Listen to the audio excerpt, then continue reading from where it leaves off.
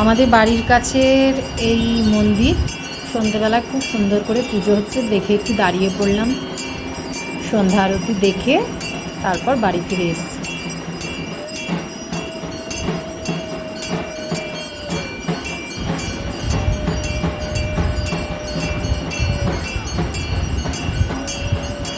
কি ভালো লাগে এরকম আরতি দেখতে, মনটাই একটা আলাদা মানে অনুভূতি হয়, একটা বেশ শান্তি বা পবিত্র একটা অনুভূতি হয়।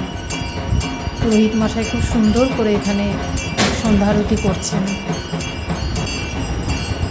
কত মানুষজন দেখেছেন তো, আমাদের এখানকার স্থানীয় মানুষেরা এখানে সন্ধ্যেবেলায় আসে, সন্ধ্যা আরতি দেখে তারপর আবার ফিরে যায়।